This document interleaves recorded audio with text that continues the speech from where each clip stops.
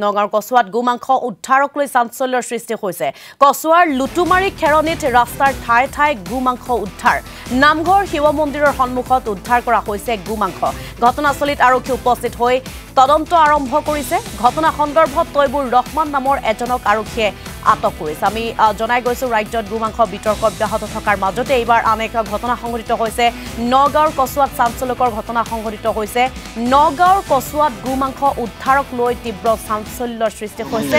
ইয়াৰ পূৰ্বতে দেখা পোৱা গৈছিল কেইবাটাও ঠাইত লখিমপুৰতে হওক বা বিভিন্ন স্থানত আচলতে গোমাংস উদ্ধাৰক লৈ তীব্ৰ চাঞ্চল্যৰ সৃষ্টি হৈছিল। এইবাৰ কচুৱাৰ লুটুমাৰীৰ লগতে কেইবা ঠাইতো ৰাস্তাৰ ঠায়ে ঠায়ে গোমাংস উদ্ধাৰ কৰাক লৈ চাঞ্চল্যৰ সৃষ্টি হৈছে। নামঘৰ শিৱ মন্দিৰৰ সন্মুখত উদ্ধাৰ কৰা হৈছে গোমাংস। ঘটনাস্থলীত আৰক্ষী ইতিমধ্যে উপস্থিত হৈছে আৰু ঘটনাৰ তদন্ত আৰম্ভ কৰিছে।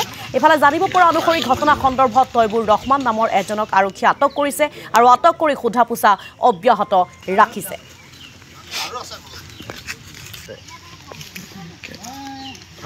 ৰাতিপুৱা 7টামান বজাত ইয়াত মানে মাংস পেলাই থৈ গৈছে।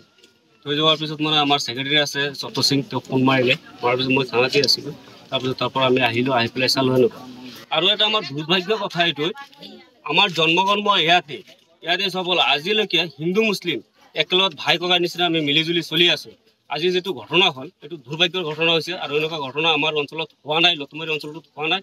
এনেকুৱা শান্তি শৃংখলা হিচাপত আমি আছোঁ। কিন্তু এতিয়া আমি আহিছোঁ, আহি পেলাই মানে ইয়াত খবৰ পালোঁ